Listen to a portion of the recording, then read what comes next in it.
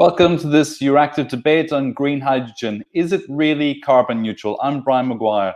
Our event today is supported by the Environmental Defence Fund. You can follow the debate at #EADebates. Please tweet your comments there using the hashtag, and our social media team will respond and amplify your comments today as well. To ask questions, go to the chat section and use the ask button. We'll bring our questions to the panel a little later on as well.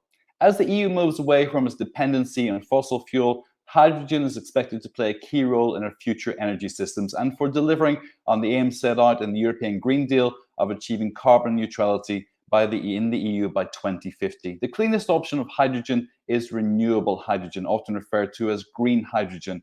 It is created by putting renewable energy sources like wind and solar power through an electrolyser, and its only byproduct is water. Its production is almost emission-free, which is why it is the form of production which is generating the most interest amongst policymakers, scientists, and investors. In this EURACTIV Virtual Conference, we'll discuss what we know and what we don't yet know about green hydrogen, and when and how hydrogen can be most effective to decarbonise Europe. We have a really distinguished panel with us today.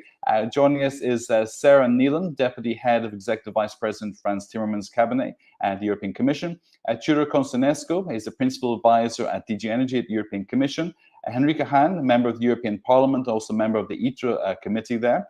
Keith Beriski, he's Deputy Director of Bellona NGO. And Johan Martens, he's a professor of the Faculty of Bioscience Engineering at KU Leuven.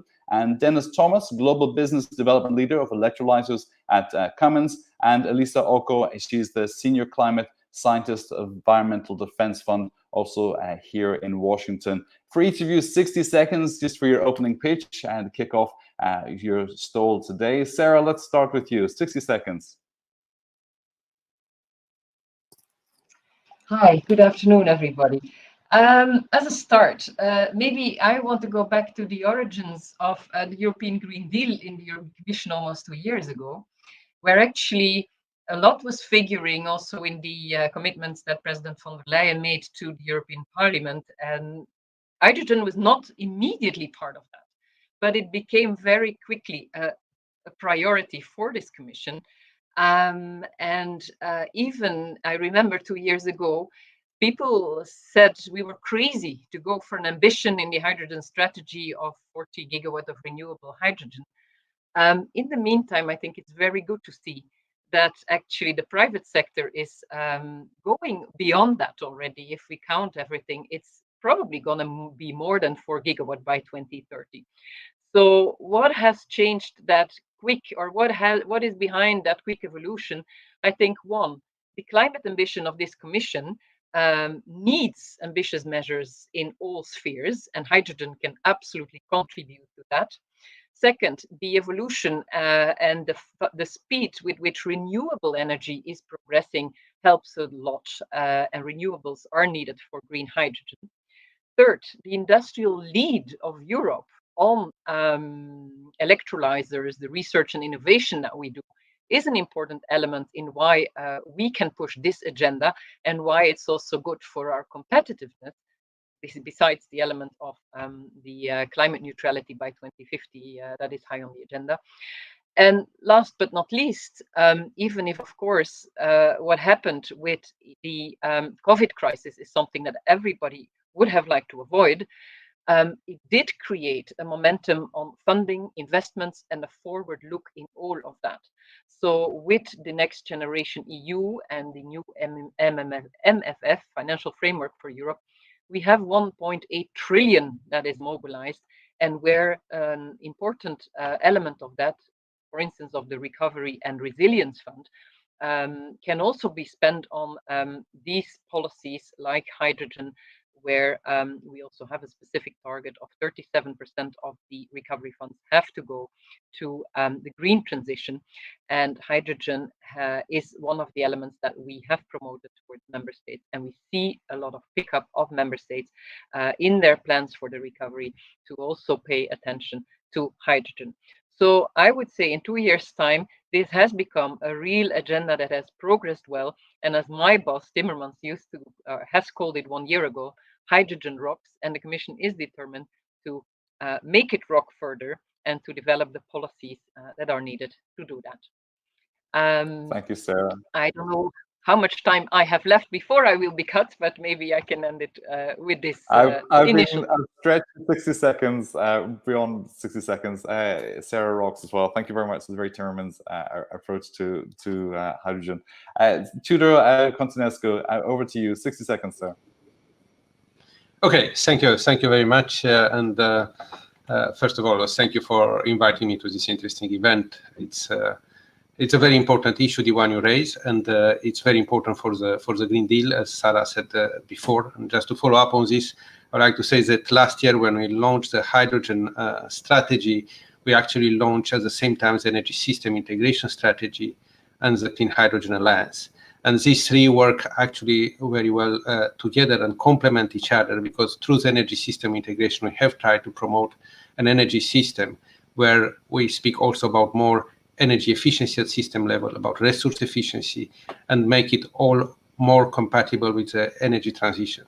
And in this process of economic recovery and towards the more ambitious Green Deal targets we have for 2030, it was clear that we need to invest more over the coming years, more than expected before. But this will secure that we avoid stranded assets, we will avoid lock-in effects, and will actually help make the energy transition more successful. So the strategy is, as you know, developed on a number of key areas. So on investments, on infrastructure, on support, demand and supply, on international cooperation, on research and development. And we speak there about a strong component on investment. For example, on electrolyzers, on the target of 40 gigawatts mentioned by Sarah, we identified about 40 billion euros necessary to invest, but we need to invest over 300 billion euros in renewables for actually supplying the electricity for these electrolyzers. So it's putting in place an entire value chain and combining energy policy and industrial policy towards a more sustainable future and towards the carbon neutrality objective of the Green Deal. In this process, of course, it's important to certify that the hydrogen is really renewable or it is low carbon, and we need guarantees of origin. And for this, we have methodologies in place, and we work at European level as well as we work at international level with the International Partnership on Hydrogen Economy, at least to define a common approach and common methodologies in order to be able to compare later on, in particular with a view to developing global international markets. At the same time, we need to make sure that our whole legislative framework is in place and supports these investments. And this year we came on this Fit for 55 package, which I'll be happy to elaborate more if you wish. Thank you. Thank you, Chair. We're going to speak a bit more about methodologies later on as well, so appreciate that. Henrika Hahn, over to you, 60 seconds. Good afternoon. Thanks. I'm happy to be here with you. Thanks for the invitation. So when we discuss the need of green hydrogen for a fully decarbonized energy system, we have to emphasize the importance of the energy efficiency first principle. For every 1% increase in energy efficiency, there's a 2.9 reduction in gas imports. And that's good to begin with, but we can do a lot more than that. So next to our efforts to increase the energy efficiency targets, we as Greens in the European Parliament fully support the development of a cost-effective and competitive renewable hydrogen industry. And green or renewable hydrogen is referring to hydrogen that is produced with 100% renewable electricity via electrolysis. So green hydrogen will have a crucial role to play in the sectors where no direct electrification is possible, for example, the steel and chemical industry. It will also be key for a decarbonized transport sector, especially for long-haul road transport and maritime shipping. And finally, we need green hydrogen as long-term seasonal storage to provide a part of the flexibility we need in our future energy system. And unfortunately, today, the business case for the production of green hydrogen is weak. The cost for electrolyzers has to be reduced substantially by public and private investments into innovation as well as by economies of scale. So equality is important. We need a huge amount of additional renewable energy, and national governments have to speed up in a responsible manner the permitting procedures for renewable energy sources. And we shouldn't forget, however, that hydrogen is a secondary greenhouse gas and has indirect effects on the climate. It's thus very important to reduce hydrogen leakage during its production, storage, and use as much as possible. And to be very clear here, gray and other forms of non-renewable hydrogen are no credible solutions on the way to climate neutrality. And investing into blue or gray hydrogen with the intention of being a transitional technology can lead to stranded assets or high carbon lock-ins. And as a last point, furthermore, the leakage of methane, a greenhouse gas, which is 34 times more potent than CO2 in the production of natural gas, is another reason why we shouldn't invest in blue hydrogen. So we know the EU has important tools to fight against climate change. This is something that we have to take into account, and it's a great challenge and a great perspective for us. Thank you. Thank you, Enrique. Keith Risky, 60 seconds. Cheers, Brian. Thank you. Back to the original question of the debate, is green hydrogen really carbon neutral? And the question is, it certainly can be. If we use 100% renewable electricity, and that electricity, it comes from additional renewables. That is renewables that we build above and beyond the renewables that we already have, and above and beyond the renewables we already need to decarbonize our electricity grid and our current electricity. The reason why additionality is so important when it comes to hydrogen deployment is that the scales actually get quite large quite quickly. So if we look at the current targets for 10 million tons of hydrogen deployment by 2030, we can convert that into the amount of electricity we need. And it's about 500 terawatt hours. This is equivalent to all of our current renewable electricity generation from wind. So every wind turbine you've ever seen around Europe, we're talking about using the same amount of electricity to produce a relatively modest amount of hydrogen by 2030. So we need additional electricity above and beyond what we already plan to deploy to produce hydrogen, new electricity from renewables for new hydrogen production. If we fail to do this, then we'll end up diverting existing renewables to power hydrogen. And this means that we'll have less renewables for decarbonizing transport, decarbonizing our businesses, and decarbonizing the grid in general. In the coming weeks, we're hoping for the Commission to release a delegated act. This delegated act will cover the fundamentals and the methodologies over how electricity is accounted in hydrogen production in Europe. And it's imperative that additionality be included there, additionality be required to meet new hydrogen demand, and that additionality doesn't mean rebranding existing renewables or diverting existing renewables, but additionality means new renewables dedicated for hydrogen production and new renewables above and beyond the renewables we already need to decarbonize their grid. So yes, green hydrogen can be green, but only if we're deploying new renewables to meet its demand, and we use 100% renewable power to produce that hydrogen. Thank you, Keith. Actually, we'll come back. Also, Ireland, I was reading this morning, is facing an energy crisis during the winter and for the coming winter. So we'll touch on that in terms of what you just said. Johan Martins, over to you. 60 seconds, please. Yeah, thank you. So what is green hydrogen? Green hydrogen is hydrogen produced with electrolyzers. Several of the speakers have mentioned this. And it means you need electricity, and there's a shortage of electricity. So what can we do about this? Well, we go from wind or sunlight to electricity and then to hydrogen. That's 3 steps. So the key question is, can we eliminate 1 step and do it in 1 step instead of 2 steps, and maybe this way make the hydrogen less expensive and available for more applications, not only chemical industry but also transportation, etc. So can we do this? So I believe so. You can in fact combine the functions in 1 device. Now the electricity production and the splitting of the water molecule is done in separate devices. You can join them in so-called photoelectrochemical cells, which do the job, which immediately produce hydrogen without the intermittency of electricity. So I think we should really use all the means and develop new means to make hydrogen in order to cope with the huge needs of it in the future. So delocalized production from sunlight immediately on semiconductors, which are generating charge carriers, and where you can split the water molecules inside this one and the same device. That could be a second option for making hydrogen for Europe. Thank you. Thank you so much. Dennis Thomas, over to you. 60 seconds. Yes, thank you. So today I will represent the industry as manufacturer of electrolyzers mainly. So the first thing I want to say is that the industry is getting ready and is really feeling, I would say, the market developing a lot of projects. We see that the size of the project is moving towards the hundreds of megawatts and even gigawatts around 2030. The price of the technology of electrolyzers has already decreased significantly, and there is still quite a lot of room for a further decrease. Also, we are always discussing about using electrolyzers in combination with wind and solar energy, and the technology has demonstrated the capability actually to operate very dynamically.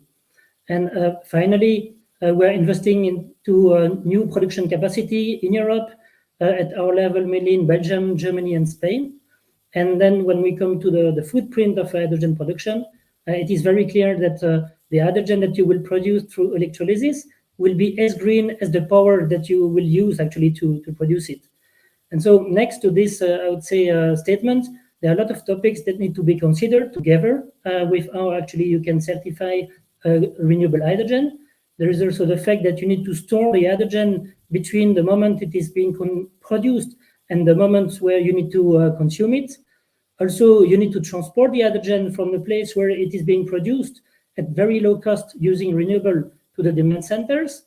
You need also to consider the economics of the complete chain from power generation to the consumption of hydrogen. And obviously, the topic of hydrogen certification will be key, not only for Europe, but also in the international framework, if we think about importing large quantities of hydrogen coming from abroad. So these are the main ideas I wanted to support in that initial statement. Thank you, Dennis. Excellent. Elisa Oko.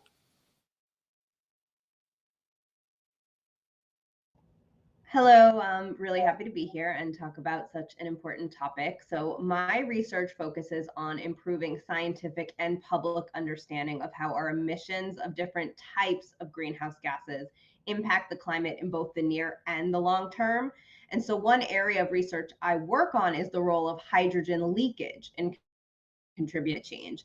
And so not many people know that hydrogen is a powerful indirect greenhouse gas that can trap 200 times more heat than carbon dioxide for equal mass. So this can seriously undercut the climate benefits of replacing fossil fuel systems, even with green hydrogen. And so, but what remains unknown is how much hydrogen leaks from infrastructure, and we don't have the systems in place to make the required measurements. So the extent at which hydrogen applications can benefit the climate in the near to midterm will depend on how much hydrogen leaks into the atmosphere. And so overall, hydrogen can play an important role in decarbonizing those segments of the economy that can't be electrified, but only if we minimize leakage. Thank you. Thank you so much. Sarah is going to be with us for about 30 minutes more, I guess. So I just want to spend a little more time in this earlier part with Sarah, and we'll rebalance as well. Sarah, the first one thing that struck me is hydrogen wasn't a priority at the beginning of President von der Leyen's mandate, and it became one. What was the change in mindset? It's not, for those of us working in Brussels all the time, it's not normal for a priority shift to occur quickly and to see the policy dimensions fleshed out so quickly either. So what changed this mindset, and why was it so strikingly done? Well, what you say about not common to have such quick changes, I think the last years we don't have that many surprises with quick changes. I think the speed of the urgency of the climate crisis as well is leading us to solutions that we would not have envisaged before. And hydrogen falls within that category, I think. Because one of the criticisms you heard in the very beginning in 2019 was, well, we've tried this before, because hydrogen as such, of course, it's not a new technology. And so, well, that was one of the comments you often heard. Well, why would it work now? But I think that policy context, that urgency, with each UNFCCC report puts us the facts even closer to our eyes, that politically we cannot escape new technologies, new solutions to be pushed because we have now, even in law, this commitment to climate neutrality by 2050, and this target within less than 10 years, 2030 is around the corner, to get to minus 55% of reduction in CO2. So this new policy context where climate is really a real policy priority has forced us to look into also this solution for now. And the political will in this Commission is huge to go for that green agenda, and that combination of political will, necessary funding, and a proper legislative framework, which we are building and which is also built in now in the Fit for 55 package that we delivered as a Commission just before the summer, are the factors that that really can make it work. And it's amazing to see the developments also in the private sector, because obviously it's a combination of both. Public sector or even European level alone can never achieve what we need, but you see the developments in the member states as well, and the awareness of that such solutions for instance, the hard to abate sectors, but also the flexibility and the reducing the dependency on fossil fuels imports, topical even more than ever with the energy prices of today. The only real solution is technologies like green hydrogen to become also greener and more self-sufficient and reduce the dependency. Thank you. Okay, thank you, Sarah. Dennis, you're on the industrial side as well. You sounded less optimistic about the speed at which this change can happen in terms of capacity. Do you think that the shift in terms of capacity can be scaled up quickly enough, or you talk about 2030 and megawatts, not gigawatts? And what we're hearing consistently from all our panelists today is about electricity capacity as well, that we maybe don't have enough electricity to move to this process quickly enough as well. How do you see it, Dennis? Do you think we have a capacity issue which is going to limit our ambitions? What I think is that, in fact, we need to think about developing the capacity where it is abundant. And there are some regions in Europe where, say, there is a lot of potential to deploy additional renewable power, where actually there is no grid infrastructure. There are some places like Spain or even Scandinavian countries where you can install a lot of wind and solar PV systems, but where you have a problem actually to connect to the grid, and where hydrogen is a wonderful option actually to transform that renewable energy and then to transport it to the places of consumption. And so the infrastructure is key there. And then we also can decouple the issue of, let's say, electricity from hydrogen just by converting directly on site to hydrogen. I think that's certainly one way to approach that equation. The infrastructure development as well, and Sarah outlined the huge amounts of money they're invested in the Green Deal and what the member states are doing with this as well. But from your perspective, is the infrastructure capacity there now? Can we shift from natural gas resources to deploy in the hydrogen side of the equation? How quickly can we move to develop the necessary infrastructure to ensure that we have the capacity to produce enough green hydrogen? First of all, we speak about two things: the production of hydrogen, and it's clear for that, as I said before, we need to install extra 80 to 120 gigawatts of electrolyzers of renewable capacity for the electrolyzers we plan to have in Europe by 2030 to satisfy the 40 gigawatt target. But in addition to this, it is true that sometimes the centers of production of consumption may not be in the same place. Also, in many cases, there are, for example, industrial clusters in coastal areas, and the role of ports is very important here. But in cases not, we need to develop the infrastructure also for transport of hydrogen, and to a large extent, in particular for transport level, we look also at the gas system, and this is part of the gas market package we are going to revise in the second part of the year, and to repurpose a transmission level gas infrastructure to transport hydrogen, and this would cost up to 90%, between 70 and 90% less than to build completely new infrastructure, for example, if it is to transport by pipelines. Additionally, even in the strategy, we identified a very important role for hydrogen in our relation with our neighbors, in particular in the neighborhood policy, South and Eastern Europe. And there is a big potential for renewable hydrogen productions there as well. And the industry even identified up to 40 gigawatts in addition to what we have at the EU level for 2030. And this would be part of an investment agenda and also of a cooperation which we develop with these neighboring countries, and where hydrogen can be produced and then brought either through existing repurposed infrastructures or through ships or other means. And not to forget that at the end of the day, there is a big potential for a global market to be developed. And there are different ways to transport hydrogen, either directly or to be converted into ammonia or methanol or other synthetic fuels. Let me just ask Sarah on this as well. Sarah, from what Tudor's describing, we don't have huge oil resources in Europe, but could we become a global leader in the export of green hydrogen, or are we thinking in those terms? Well, we're thinking about import of green hydrogen. That is part of our strategy that we adopted in July last year. That we have this target of 40 gigawatt renewable electrolyser capacity, but also 40 gigawatt that we would import from neighboring countries.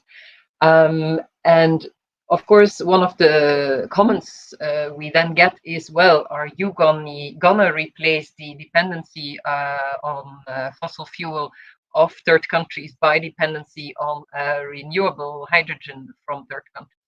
I think the answer is not that difficult. Actually, the range of countries we can work with is much wider than the fossil fuel producer countries, because where you have the sun, you can basically produce hydrogen or green hydrogen. So that is already geographically a real difference. And it's not one or the other. It is imports from countries where the sun is more abundant than today in Brussels. But we also have capacity in Europe, and we are developing our own expertise there. So it's not just a dependency on the outside world. It's also our own capacities that we develop. So for us, in the strategy, well, we see it as a win-win. Okay, thank you. I want to come back to this in just a moment, but Henrike, what we're hearing here, are you satisfied with what we see as an ambitious agenda? The right noise have been made, or are you still concerned that there is this blue-gray dimension which could look like a policy win at the expense of a longer-term solid policy for green hydrogen? Yeah, thank you very much for that question, because of course, reality in the parliament is that we still discuss with our colleagues the definition of hydrogen or green hydrogen, because some, as I mentioned before, interpret it in a way as gray and not a green one. So, but I think, as I mentioned before, of course, we know that hydrogen is not a silver bullet for every single problem we have. We need a massive increase in energy efficiency. We won't achieve the goals of the Green Deal if we don't take that into account. We need green energy, green hydrogen for our energy-intensive industry and long-haul transport, as well as seasonal storage to provide the flexibility for a decarbonized energy system. In order to make the production of hydrogen competitive, it needs a strong carbon price as well, right? But as you were mentioning before, gray and blue hydrogen are stranded assets, and we really have great discussions in the parliament as well about that. When we invest now money in the context of the Green Deal, that we, from our green perspective, say that we want to go or invest in the right direction now immediately, and not, take a sidewalk in a different direction. Exactly that point to Alyssa. If we're going to go in the right direction, is that right direction green hydrogen, Alyssa, given what your research says about leakage and the short-term impact of hydrogen leakage as well. Are we measuring things in the right way to be able to evaluate policies on a like-for-like capacity? Yeah, I mean, we don't know how much hydrogen is currently leaking. We have measurements on hydrogen leakage from a safety perspective, but that detection threshold is a lot higher than what you need to consider for a climate perspective. And so the extent at which green hydrogen benefits the climate will depend on how much hydrogen is ultimately leaking. And so what we really need to do going forward is start collecting data on how much hydrogen is leaking from all infrastructure across the value chain. And we need to start including hydrogen leakage in our assessments of decarbonization strategies. Yes, it's a potent indirect greenhouse gas, but it also is short-lived. And so that warming impact is temporary. And the way that we evaluate climate impacts right now of our actions, we are looking at long-term perspectives over a 100-year time period. And so we are missing the real importance of the hydrogen leakage in affecting the climate in the near term. And that absolutely needs to be considered going forward in any of these strategies as we scale them up. Let me see if I get this right. So basically, it's because of the short term, we're not measuring long-term impact. But if we scale up the volume of green hydrogen quickly in the short term, we risk doing a large amount of damage, which is not being measured. Alyssa. Well, I mean, the hydrogen industry right now is a young industry. It's very small. So even if we were leaking a lot, it is very unlikely that it is contributing in any substantial way to the climate crisis right now. But as we scale up and, for example, have a 10-fold increase in production and consumption of hydrogen in the next 30 years, those hydrogen leaks, if we don't monitor them and get on top of the issue and minimize those leaks, it absolutely could contribute significantly to radiative forcing in the near term. Okay, Dennis disagrees. I'm going to bring him in just a second, but Sarah and Tudor as well. Sarah first.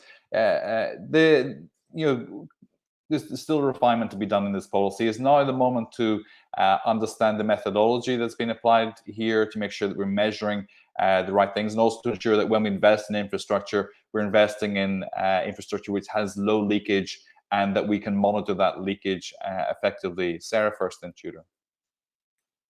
I think it's very important what Elisa said. Indeed, perhaps the debate is a bit awkward given that it's a small emerging industry. But absolutely, I think it's important in Europe and elsewhere that this research is done, and we are still very much also with European money financing research innovation in the area of hydrogen. So this can be, I believe, part of that. What I also wanted to refer to still is what Henrike has said, and it's of course a very known debate, the colors of hydrogen, the green versus blue, and all other colors that you might have. In our strategy of the European Commission of last year, it's clear that the end goal is definitely green hydrogen, renewable hydrogen. That is what a priority is. However, we do see a role for low carbon hydrogen, given the fact that, well, we are setting increased renewable energy targets, energy efficiency targets as well.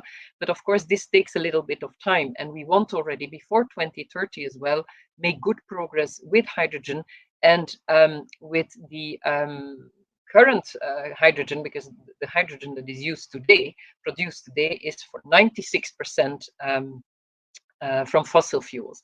And to make progress with that kind of hydrogen already and decarbonize there where we are, well, what is currently gray, to move and do better in the very short term, we believe that we can do an effort, because we can eliminate up to 90% of those carbon emissions relating to today's hydrogen production with carbon capture technologies. While we are aware of stranded assets for the longer term, we give the clear steer that this is not a long-term solution, but we believe for now that it has definitely a role in the transition to play with with all the caveats we make for the longer term and the focus on green hydrogen in the longer term, renewable hydrogen. But we do think that for the grey hydrogen produced today, when we're talking about 9.8 million tons, that there we have to also look at some sort of intermediate solutions that are linked to carbon capture. Okay, thank you. Tudor, the methodology, do we need a new dashboard to be able to measure this and to invest in the right infrastructure? Now, let me say, and a little bit to continue also on what Sarah has said. In moving towards a decarbonized energy system and in carbon neutrality, it's essential to decarbonize the whole energy system and all economic sectors. And currently, electricity represents about 23%. But towards 2050, in all our analysis, it moves towards half of the final energy consumption will be electrons, but half will not be electrons. So we need to decarbonize this other half. And in this other half, synthetic fuels, hydrogen and derived synthetic fuels will play an important role. So it's important to decarbonize the molecules. We'll have also biogas, we'll have also biomass, but hydrogen and synthetic fuels will be playing an important role.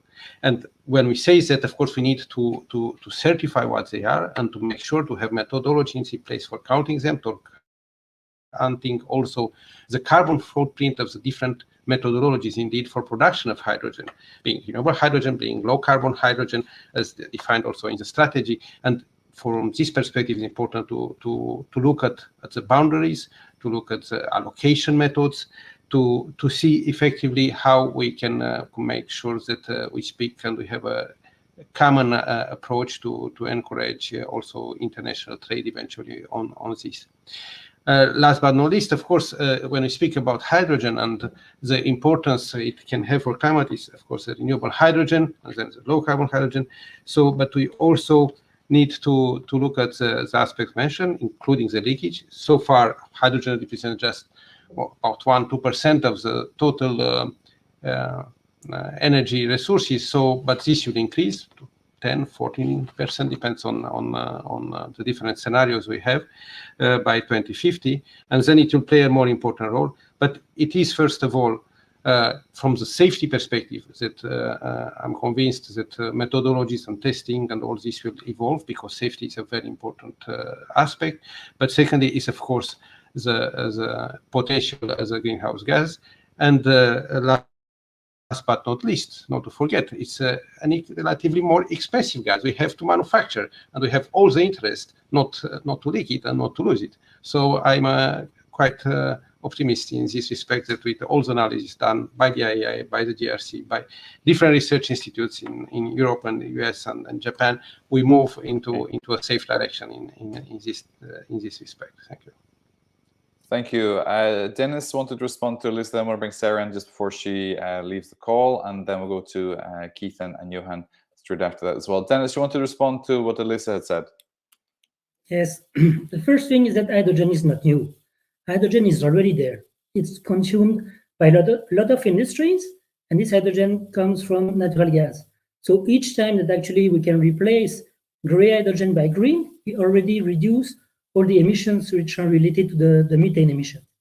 Also, there are already pipelines in Europe. There's more than 600 kilometers of pipeline, 2,000 kilometers in the US.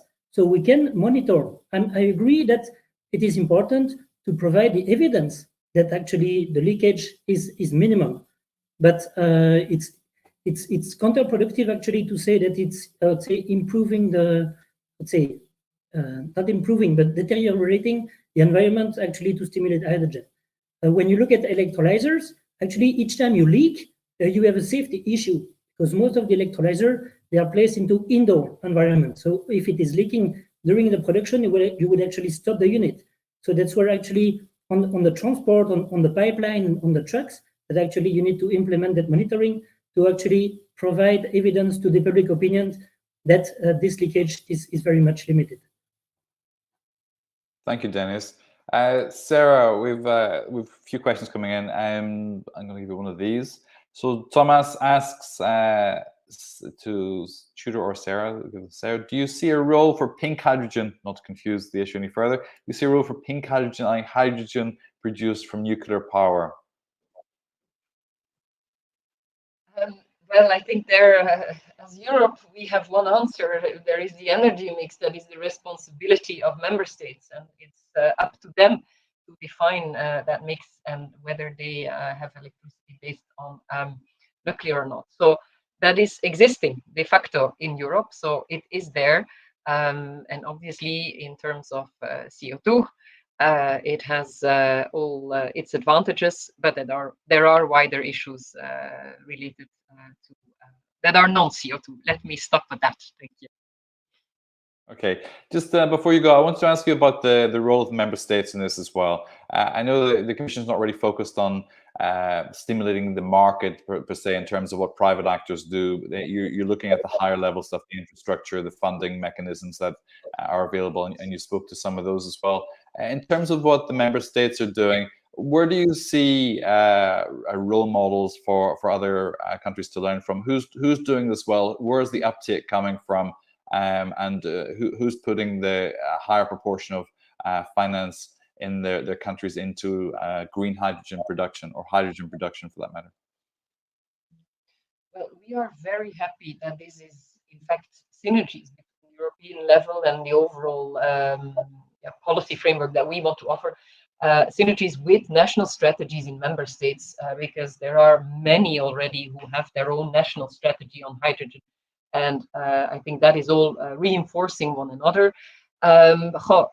Which are the ones? I think, where is the sun is one of the questions that you can ask. And so in some southern member states, there's a lot going on. But what Tudor also mentioned, there where you have ports and their production on in those areas is also an important asset. So you have different developments, and what we try to do as a European Commission in the EU is also to have that cross-border cooperation, that hydrogen doesn't stop in one member state. It should be a real European approach, where we have then also a more effective and impact of scale and markets. So we hope from a European level that we can help member states in making the links and offer a legislative supportive framework as well that facilitates the cooperation, be it in terms of certification, what do you call green hydrogen, be it in terms of funding of cross-border projects, etc. Okay, Sarah Neil, thank you so much. Say goodbye on this occasion. Thanks very much. Yes, thank you very much for taking the time to be with us today. I appreciate that you have been here and joined the conversation. So we'll see you again very soon. Sarah Neil, thank you. Just before we go to Keith and Johan, Alyssa wanted to respond quickly to Dennis and also to Tudor's remarks. Alyssa. Hi, yeah, and just very quickly, the safety concerns are a major issue with hydrogen that has been looked at, and there are a lot of sensor technologies that do detect that, especially indoors.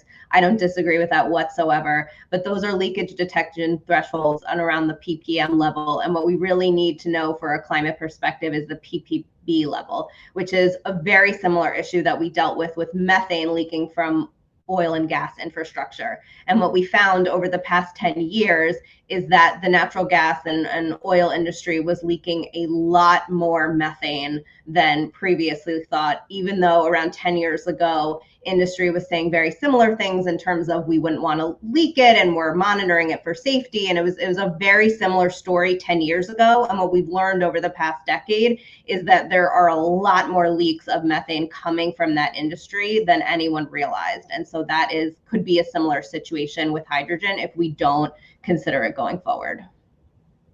Thank you. Keith, additionality. Ireland today, the Irish television was discussing how Ireland faces a number of winters where the electricity grid simply can't supply enough electricity, and the situation looks to be getting worse. Ireland isn't famed for its sun and its capacity for renewable energy just now, and as climate change helps us with that. So, for countries which are perhaps on the periphery of Europe in terms of infrastructure, how do we get a European approach to this where we have a viable commercial market for green hydrogen? So I would say that at this moment in time, we're at a very delicate point when it comes to the methodology for certification of green hydrogen. So we have large targets to deploy hydrogen, but we're still at a point where we don't have large amounts of excess renewables because we're still decarbonizing the grid as we go. So we see this tension building up to the point where we know that some hydrogen producers would like to be on the grid, let's say in Germany or in Poland, and produce hydrogen all around the clock. So you end up delinking hydrogen from renewables entirely. And this doesn't give the incentive to deploy renewables. So if we're in a world where we don't demand new renewables to be deployed to meet the hydrogen needs, eventually you'll end up in a point where the hydrogen hype will run out of steam because we won't have the renewables to power it. So it's very important that we don't greenwash hydrogen from the start. They will actually give it the right incentives to deploy new renewables to power that hydrogen so that we can actually grow the sector over time. And from the Irish point of view, I'd like to add that hydrogen has a fantastic wind resource, and there's a fantastic ability for Ireland to produce hydrogen in the future. Ireland is actually a country that requested additionality be included in the Delegated Act for electricity accounting and hydrogen. So some of these countries on the periphery actually have the potential to have an oversupply of renewables at a point in time. So they actually might be the hydrogen hotspots in the future. While places where there's lots of industry, lots of things that can be directly decarbonized with electricity directly, lots of grids. So maybe the Western Germany, for example, that mightn't be the hydrogen production hotspots because there's so many other things you could use that electricity for directly, and it will give you a bigger bang for your buck for decarbonization in that way. Thank you. I'm going to bring Henrika in just a second, get the Parliament's perspective on this. But Johan, you said something interesting about the types of production and how I think it was simplifying the process was essentially the approach that you take. What did you mean by that? What do you see in terms of how that could be more commercially viable and maybe perhaps speed up the process? Yes, well, thank you. There is a mismatch between production sites, availability of renewable energy, and the needs of hydrogen. That's clear. Several people have mentioned this already. So how to do it differently is by using sunlight directly in panels, like the solar panels of today. You could build hydrogen panels which produce immediately hydrogen from water, even taken from the air. And this you could deploy anywhere on Earth, in Europe. Of course, it will work much better in sunny regions and southern regions compared to northern regions. But there you could have you could disconnect electricity production from hydrogen production. And I think that's very important because this competition between electricity production and hydrogen production is not good. We need both. We need the maximum of both. We are short of electricity and we are short of hydrogen. And so that's why we need to find a solution to make hydrogen disconnected from the grid in a way that is autonomous and which can be deployed in a decentralized fashion anywhere for local use. That's a bit my vision on, but that's a far future. It's not the immediate future. We're talking about 2030, 2040, because in the short term, I agree, electrolyzer, and more electrolysers, that's the way to go. But there's a max. We will have 50% by 2050, 50% electricity, and then the rest needs to be something else. Well, what makes you think that this is possible? What is there research that you've seen that you're working on that would make you optimistic that by 2030, 2040, that you can have this decentralized, this localized production? Yes, there are many research teams around the world working on this topic of photoelectrochemical cells and artificial leaves. There are many names for it, to convert sunlight immediately into hydrogen by capturing water either from the atmosphere or from any water source. But you could even do with moisture from the atmosphere, and then you don't need a water source. You do not need a connection to water reservoirs. There's no competition for water, and there's no competition for electricity. So sunlight and water vapor from the air could be sufficient. And there are many people, there are in Europe, there are several research teams working in those directions. And so I think that's the future. We should also invest in the future, not only in the pieces of equipment and of technologies we have today, because yes, it has been mentioned already in this debate, there are missing pieces. There is the problem of transportation. If you can make it locally, there's less a problem of transportation. Safety, leakage is also linked to that. Also there, the way we transport hydrogen today is not optimal, probably. Okay, there are the pipelines, but on the other hand, if you need to compress hydrogen at 700 bars or 350 bars for trucks, yeah, that's with the risk of leakage, of course. Okay, I think Lisa probably want to comment on that a little later on.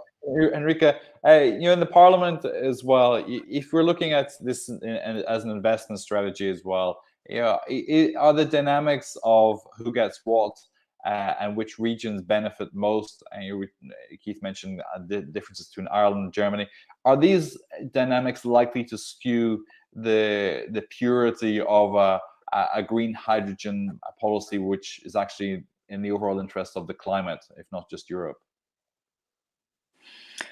Well, I think, of course, it is the task of the European Union to implement the Green Deal and to achieve the climate goals as soon as possible and as efficient as possible. So, of course, we have different tools from the European Union to implement that. And for example, Sarah Nelen, she was telling a little bit about it at the beginning, but we have, of course, several funds like the EU Innovation Fund, which is one of the world's largest funding programs for the demonstration of innovative low carbon technologies.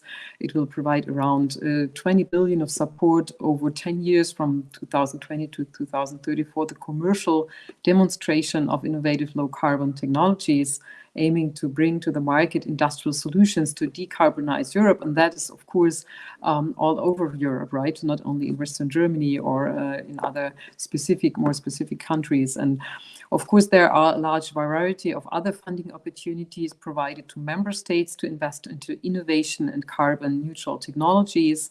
And Sarah Nelen, she mentioned before also the Recovery and Resilience Facility. I personally worked as well on the Just Transition Fund, where we had that debate about what kind of hydrogen we want to support, right? Then the Horizon Europe program and other mechanisms we currently discuss, for example, from the Parliament side in the Budget Committee, where I'm responsible for the Budget EU 2022 from the Greens. And these are all instruments to support investments into a hydrogen infrastructure, upscaling and innovation and research, which is very important, of course, because overall the Green Deal in the form of the strengthening the carbon price can do a lot in that direction. The Fit for 55 package was mentioned before. We have to support the switch to carbon neutral technologies such as green hydrogen. And of course, we also need a functioning carbon border adjustment, right, which is important to the industry as well. It will be necessary to avoid carbon leakage through importing cheap gray hydrogen from third countries as well. So we see that the European Union really has to take into account the whole, all countries somehow, the perspectives of all countries and Europe in general. And the industry has to be competitive, and we have to change the energy intensive industries as well to transform it, and we can create a lot of jobs with that. And I think there are lots of perspectives to do that in a good way. Thank you. I want to come back to Tudor and Dennis on the research and development bit later on, but let's take some questions. And to our audience, please continue to send in your questions as well. And Sarah, Henrike, and Elisa, what would be your, this is from Mason, what would be your advice to commercial banks in financing hydrogen projects? Elisa first. What would be your advice to commercial banks in financing hydrogen projects safely? Any advice? Any financial mechanisms or regulations or just funding measures for scaling up hydrogen really need to include hydrogen leakage. And so you need to start collecting data as soon as you can on how much hydrogen is leaking on all infrastructure, from compression to storage to distribution to end use. And that isn't currently being done from a climate perspective for those small leaks. And so that's one of the first things that we can do, is start making sure the technology exists for the sensors that can detect leakage on that scale, and then collecting that data as part of any initiative we pursue on hydrogen. Thank you. Enrique, anything to add there? the sustainability of economic activity should only include the production of green hydrogen, as I mentioned before, and I think that's pretty clear what we should work on in Europe, I guess, as I mentioned before. Okay, thank you. Question from Anonymous. How is the European Commission approaching the issue of leakage? I think we touched on this already, Tudor. Maybe that's something else to add. Are there plans in the works to develop systems to measure it? I think we sketched this earlier, but specifically, what are the plans to develop systems to measure the leakage? Tudor. Yeah, now on the leakage, of course, first of all, it's to a large extent linked to the plans we have in research, and we have very strong component on pre-normative research on hydrogen with the GRC, and a lot of analysis of data, and also working on the various topics. Also with fuel cells and hydrogen joint undertakings, there are projects which also look at these dimensions when in the different projects for different end-use applications. So the issue is clearly on the radar, mainly, of course, started with the safety aspects, but also with all the other aspects which were brought into the discussions, being, of course, the climate-related aspects and the economic ones as well. Okay, thank you. Our comment is the question the group seems to be pondering is how fast can we produce rather than should we produce? And anybody wants to comment on that, you come back on that a little later. And we now have a call, says one member of the audience, we now have a call from the European Parliament to measure methane leakage. Do we need the same for hydrogen, Enrique? Sorry, I didn't hear the question. We know we have a call from the European Parliament to measure methane leakage. Do we need the same for hydrogen? Well, definitely, of course, the methane issue is a problem we have to work on. That's for sure. I mean, one risk is that just to talk about the benefits and risks of increasing green hydrogen production, we have to take into account the risks. And one risk is, of course, that current renewable energy assets will be used to produce hydrogen, and that as a result, fossil fuels will have come back to cover the remaining electricity demand. And this is why we Greens, for example, demand that green hydrogen has to be produced with 100% additional renewable energy to avoid this problem. We have the risk that the business case for green hydrogen will simply not materialize for all applications, even if the cost for electrolyzers is drastically reduced. And there are also safety concerns as well as leakage concerns, as you mentioned before. And of course, we can see as well the potentials and the benefits. We talked about the necessity of green hydrogen for reaching the climate neutrality, but there's also a lot of potential to become leaders in the global market. This is what Brian said at the very beginning, right? Develop new products and be on the forefront of innovation. And thus we can secure Europe's industrial base, create jobs, and protect the environment. And I think there's a lot of potential in that as well. Okay.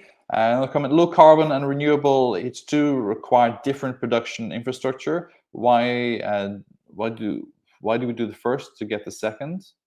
And I think we touched on that already. And a comment from Andrea, the role of the upcoming gas package has already been mentioned. What are your ideas on how to use this to make so that by shaped hydrogen market as green and renewable as possible? So the role of the upcoming gas package has already been mentioned. How do we make the hydrogen market as green and renewable as possible? Keith. Well, I guess one way to look at this would be to say that the gas package is about unabated gas. So we need to be careful that as the conversation goes forward, hydrogen is often seen to be, let's say, a champagne solution. It's something rare. It's something that we should focus on certain sectors. But increasingly, we see people saying, my product can be hydrogen ready, my gas pipeline can be hydrogen ready, my gas boiler can be hydrogen ready. I think we need to take this with a certain amount of skepticism. Hydrogen will be difficult to produce. It won't be abundant in the ways that many claim. So this means that we need to target our use of hydrogen. And we should be very skeptical when people say that, don't worry, I'm fully compatible with a net zero future because I have the potential to put hydrogen in my device. We need to make sure that these people and these uses actually have a mandate to use hydrogen, and they're actually a sensible use of hydrogen. I think using electricity directly in heating is far more efficient than using hydrogen in heating, and it removes the chance for gas lock-in. If we overinvest in hydrogen-ready devices, such as hydrogen pipelines, and we don't have hydrogen to fill those pipelines in the future, we'll remain with gas. And this will be gas lock-in. So we need to be very careful about how this debate is used and how we separate unabated gas, we reduce unabated gas, and we prioritize hydrogen for where it's needed and where it reduces emissions efficiently. Okay, hydrogen, the champion solution. That would be my advertising campaign, I think, to encourage Europeans to take that up. Nobody understands what it means, but they like the sound of it. Alyssa, you've heard a lot of from the different dimensions here. Do you think that we're really ready to get this measurement done quickly, to be able to get the right dashboard, the framework for measurement in place at the right moment? Or do you think that 5-10 years from now we're going to be looking back and saying, yeah, we should have done more on this? It's a good question. I think, yeah, it's so easy to always look back and think you could do more, but I think the science is very robust. The science has been developing over the past 20 years in terms of knowing that hydrogen is an indirect greenhouse gas. So in terms of the scientific understanding that it could contribute to the climate if too much leaks is very clear. The question just remains of how much hydrogen is actually leaking. And so we need to start measuring these hydrogen leaks as soon as we can. And the good news is this is not a pervasive problem right now, like methane leakage with natural gas, where we're running around the world trying to clean up leaky pipes. This is a preventative issue. This is something that we are trying to ensure doesn't become an issue. So I think we know enough right now to start looking into technologies to start measuring these leaks at the scales needed to know whether or not this is an issue. And if it is an issue, how big of an issue could it become if we don't monitor and minimize these leaks going forward? Thank you. Dennis, you wanted to speak about hydrogen production and the need to have some baseload demand in industrial production. Dennis. Coming back to the discussion of additionality, time correlation of hydrogen production in electrolyzers with renewables, because today the most important potential for green hydrogen lies in industrial use, where in those applications usually they require a stable hydrogen consumption, and so all the management of the hydrogen production that produced directly from renewables with the demand that needs to be stable is really a difficult equation to be solved today. So there is always the question about trying to solve all the issues of hydrogen at the same time, but probably there is a good way to do it in a kind of hybrid mode, and so that at least at the beginning we allow some exemptions on the type of constraints that we put on hydrogen production from electrolysis, and then that we actually reinforce those measures to make sure that everything is 100% green, 100% produced at the time of production of renewables. Because the risk is that we will not develop and materialize all the projects that are being discussed today quick enough to actually really ramp up the industry, reduce the cost, and really have hydrogen and green hydrogen deployed in many locations and many industries. So I think we should not always think about solving all the same issues at the same time. That's the general message. Tudor, I'm guessing that you would agree with that, and that we have to balance this progress in a way which makes the long-term goal achievable, rather than wait for the champagne solution to be popped out of the bottle in a hurry. Yeah, indeed, what we try is to develop sustainable solutions for the energy system and for hydrogen as well. And it's clear that hydrogen, we don't want to have any form of greenwashing. We want to secure that renewable hydrogen is for true renewable hydrogen and with almost zero carbon emissions. At the same time, I want to ensure that electrolyzers and hydrogen producers have access to renewable electricity. We want to invest and to scale up the production of renewable electricity, and in the end to make sure that the whole energy system becomes more efficient and more decarbonized. From this perspective, also the hydrogen and gas market decarbonization package, which I was referring to, and I see it's also, of course, attracting a lot of interest, as it is part of the second phase of our Fit for 55 package towards the end of this year, and where we had also public consultation, which ended in June. And it's clear that everybody is now more or less on board on the concept of system integration, of the necessity to better balance the operation and the planning, actually both planning and operation of electricity, gas, hydrogen, heat infrastructures in a way which to make the system more efficient and to put all the pieces of this much more complex puzzle together. And this is a difference from the past. We move in an era where the energy system is not so simple, if I may say so, compared to the past, and where we have a much higher range of solutions. We move from a 20 pieces puzzle to 1,000 pieces puzzle, and also with 1,000 actors on top of that. And we need to make this working well, and also looking at the future where new technologies will come in. And I'm very happy it was reference to this that. Is what I want to ask you. Strategy. Yeah, I want to ask you specifically about this, because the investment strategy from the European Union in terms of research and innovation is strong, and there's a lot of money there going this direction. From your awareness and from what Johan said earlier, we're not looking for a golden solution, something which is going to solve all these problems, but these new technologies. What are you aware of in the pipeline that will give you optimism about a strong change in technological capacity in the next 10, 15, 20 years?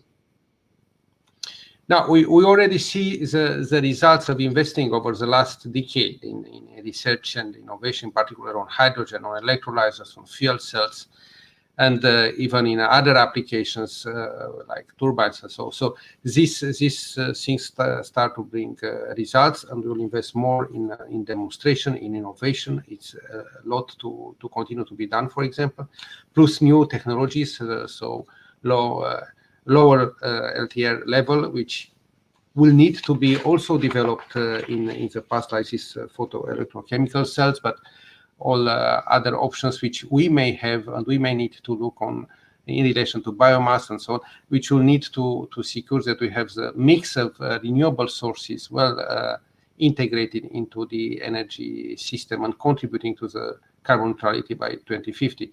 Plus, there are also others like carbon capture from the air, and so there are really a huge range of technologies, and now some are central level, some are distributed level.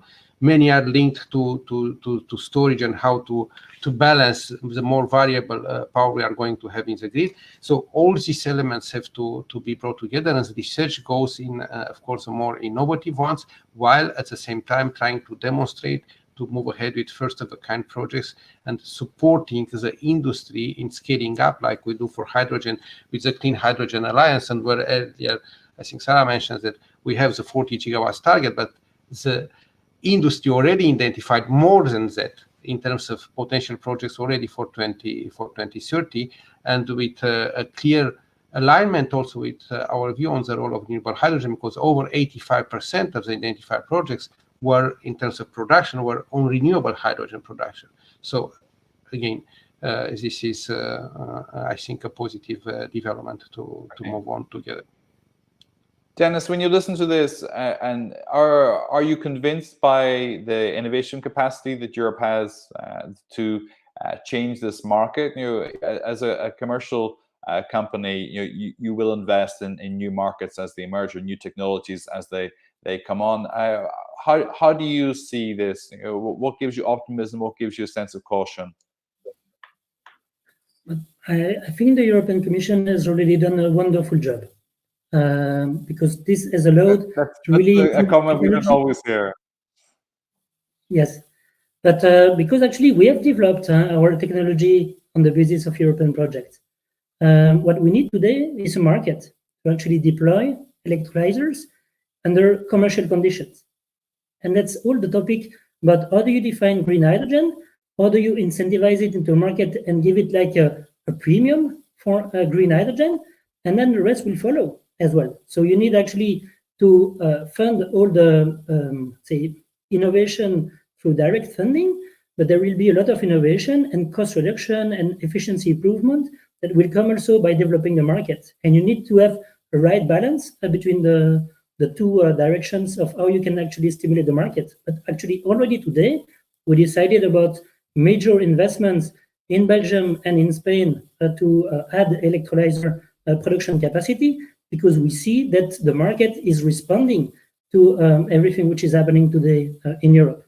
What we miss is really some specific pieces of regulation which are not yet in place. And so those projects, they cannot reach a final investment decision today because they rely on this definition of green hydrogen and let's say hydrogen used in the transport application, etc., etc. That's where all the projects are blocked today. Thank you. Enrique, can the European Parliament step in as a market maker here, give the definition which industry needs to move forward with this? Well, of course, it would be great, but of course we are in a close dialogue to the industry as well, how to put that efforts together. But I think I'm optimistic as well. For example, there are so much things we can still do. All gray hydrogen, for example, that is used today in Europe, for example, in the chemical industry, should be replaced with green hydrogen. And we see some very promising pilot projects to produce steel, for example, with hydrogen in Sweden or in Austria. There are promising pilot projects, for example, in Linz, where H2 is produced with hydropower, providing a stable supply. We have heavy investments in Sweden into hydrogen capacity to produce green steel, for example. So lots of examples where we can really where we have a lot great potential, and using excess electricity, for example, from solar power for long-term storage will also be effective if we bring down the cost of electrolyzers and invest into the necessary infrastructure. I think that's a good example as well, how we can work together, industry and politics. And when it comes to transport, we don't know yet which low carbon technology will prevail, but hydrogen will definitely have to play a role in maritime shipping and long haul transport in general. So I think actually lots of points that can look into the future in an optimistic way. But of course, there were some warm words towards the commissions, but I think we can even do more and even be better, more ambitious. And I think the Fit for 55 package has to be much more ambitious than the first draft we have seen till now. So let's see what happens in that regard. Thank you. I want to bring Johan and Elissa back in just a moment to talk about some measurement issues. But Keith, on green steel, the steel industry is something of a poster child for how to get the transformation from a big, dirty, energy consuming industry into a relatively eco-friendly system, and part of that is localizing the energy production as well. And like Enrique said, that there are good examples now of how what we're calling green steel is being produced. Is this a system which should be a template for how Europe decarbonizes and localizes its hydrogen production? So steel is a very nice example, actually. So you end up having a very, very large single consumer of hydrogen. The scales can be quite large as well. So we need to, again, prioritize hydrogen where possible. And steel's a pretty insensible one to do it. You can kick coal out of the system and you can start making steel in almost a zero carbon way. So all this is fantastic. But the volumes of hydrogen are very large. So we have the project in Sweden. It's very, very nice. It's very good. But we have other projects that have been announced. So one actually was announced today in Ghent, another one in Netherlands a few weeks ago, and there's one or two in Germany as well. But when you read the fine print, what they actually say is that we will build a plant that will burn natural gas, and we will use unabated natural gas. And then at some point in the future, if hydrogen becomes commercial, then we will switch to this. So I think it's always important to read the fine print and make sure that people who are using unabated natural gas in a steel process don't get branded as green steel. You need renewable hydrogen in the system, and the whole steel has to be made with renewable hydrogen before you can get the label green steel. So it's very important that we don't maybe wish for an outcome, but don't actually develop the hydrogen capacity to actually make that outcome possible.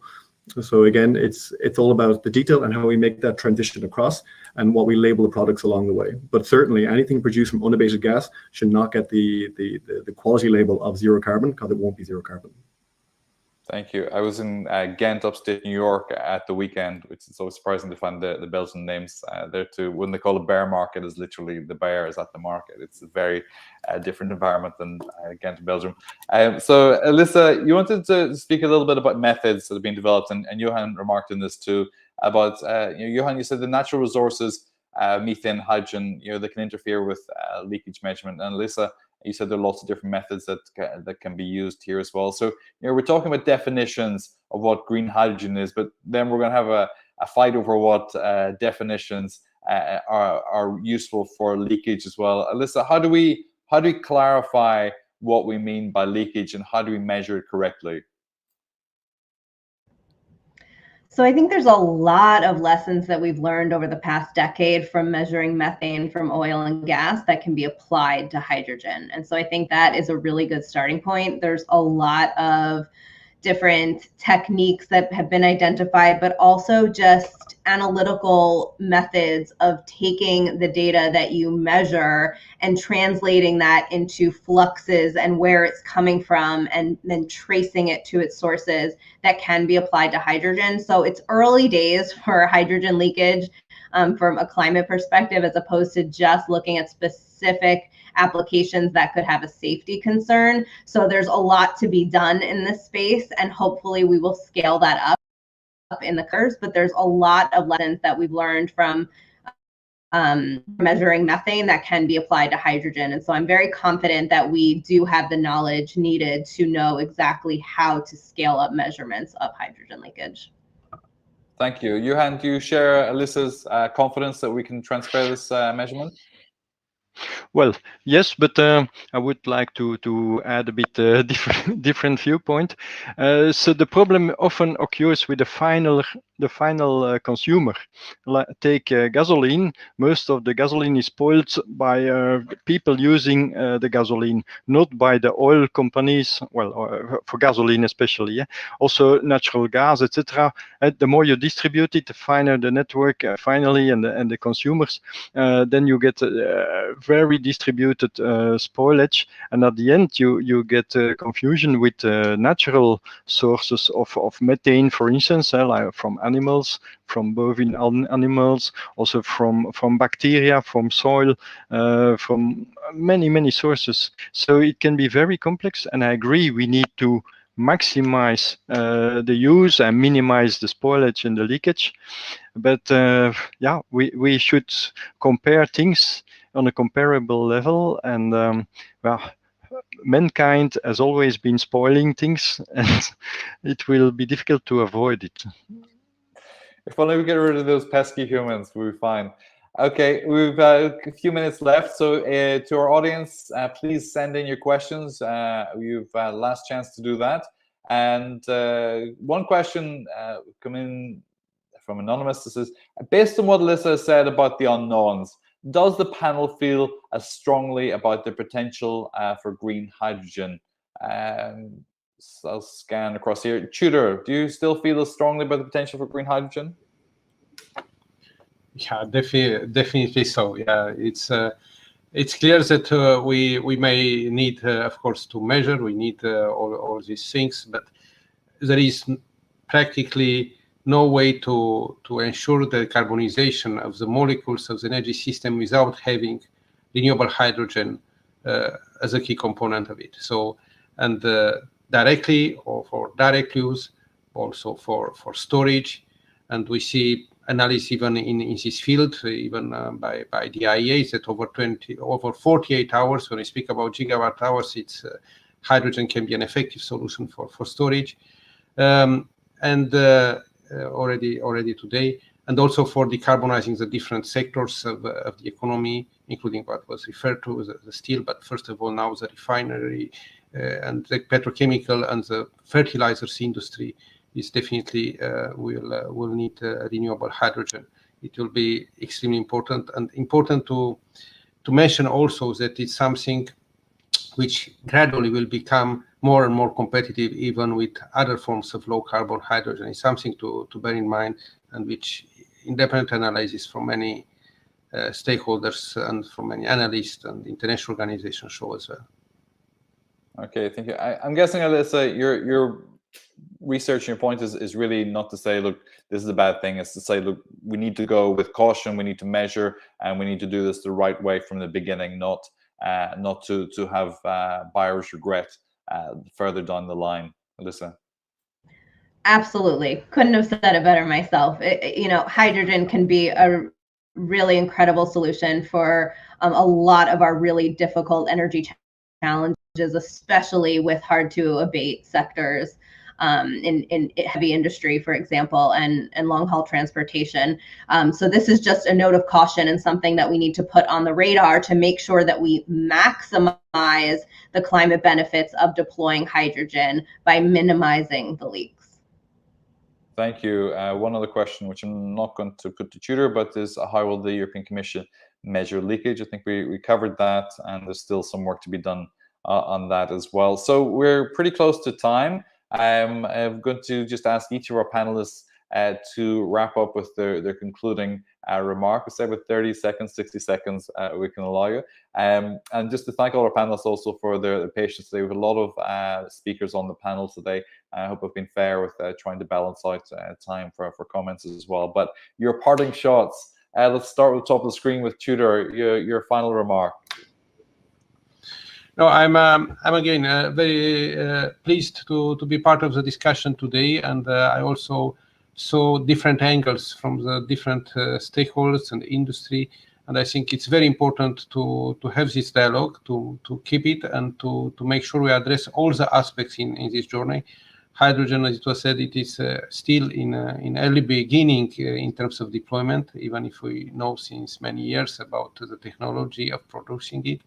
So we need now to move ahead and to scale up, and it's important to take care of all the aspects from the beginning. It's much easier, and at the same time to develop an entire regulatory framework in balance with the developing of the market in a way which drives the market and which takes into account the technological developments, and really not to stop, but on the contrary, to be progressive and to ensure that we bring hydrogen to its potential in decarbonizing the energy system.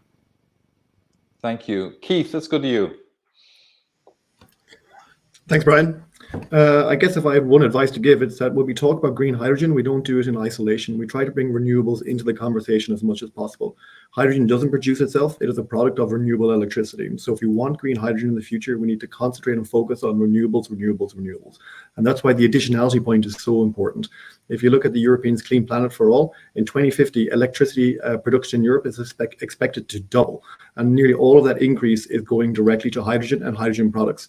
So this is why we need additionality. We need to get serious about the amount of renewables we need. We need to start deploying them. If we don't have the renewables, we won't have the hydrogen, and we'll be stuck with unabated gas and suboptimal decarbonization. Also, I would highly recommend that wherever we have renewable electricity and we can use it directly in our homes and business, that should always be the go-to. So we shouldn't forget about grids as well. Thank you. Excellent. Let's go to Dennis. Yes, but I first thank you for the invitation. I think this debate has been very interesting. Probably to add something about the monitoring, we have spoken a lot about the leakage. Let's not forget to monitor the rest of the hydrogen being actually produced today and consumed by the industry, because also there's probably a lack of data about the real quantities which are consumed today. On the rest, we have the general impression that everything is really going into the right direction. The fact that we are also having those discussions right now is a good sign that hydrogen is taken seriously by all the stakeholders, and this debate is growing the industry, and we need to make sure indeed that for the public perception that we are doing the right things. We're obviously very much convinced at our level, but generally speaking, it's really going to the right direction. We expect a lot from the regulation that will be put in place in the coming months, because this will really kickstart quite a lot of projects in the let's say hundreds of megawatt scale, and this will have a lot of impact also on the development of the European industry, which is also one of the major I'd say objective of developing this hydrogen strategy, and we will respond to the markets being stimulated by regulation. Thank you, Dennis. Let's go to Johan. Yeah, Well, I also enjoyed the discussion. Hydrogen is a very simple molecule, but it's difficult to produce, to store, to transport, etc. So let's start with the technologies we have today. There's good technology, but we should not stop doing research and find solutions for the remaining issues, like the leakage, like the problematic transportation and storage. So, but I'm confident there are enough researchers around the world, and especially in Europe, who are able to solve those issues and to make it really a beautiful golden technology, not only champagne, but also gold. Thank you. And research we trust. Enrique, over to you, your last comments. For the wonderful invitation. It was really interesting. And of course, I think we will need green hydrogen, which is produced with 100% additional renewable energy for the decarbonization of our economy in some energy intensive industry, long haul transport, as well as the future flexibility needs of our energy system can hardly be decarbonized without it. And the public and private investments into innovation, as well economies of scale, have to reduce the cost of electrolysers and increase efficiency. And the potential leakage of hydrogen during production, storage, and usage has to be closely studied in order to minimize it in the future, as we discussed before. And finally, we should clearly reject the calls for blue hydrogen as a transitional technology. We should not reinvest into fossil fuels such as natural gas, and the danger of stranded assets and high carbon lock-in effects, together with the problem of methane leakage in the production of natural gas is too high. So I think there are still some very interesting issues we can work together in the future. And thank you very much. Thank you. Alyssa, just down the road here from me in Washington. Last remarks. When we talk about hydrogen's role in decarbonizing the economy, a lot of discussions, including this one, are about hydrogen's potential to be carbon neutral. But even if it is, it doesn't necessarily mean it is climate neutral. And this is something that's really important to keep in mind. So hydrogen itself is a potent indirect greenhouse gas that could undermine the climate benefits of decarbonization efforts if we don't pay close enough attention to how much is leaking into the atmosphere. But we have an opportunity right now to make sure that this issue never becomes an issue. Thank you so much. Let's also to our team that you can't see, but we're working closely with them throughout the production. Zoran, Malta, Matea, Anna, and Tamara, thanks for all that. And also to the Environmental Defence Fund for their support today. Wherever you are today, thank you for all your questions and for your participation, and I wish you a good day. I'm Brian Maguire.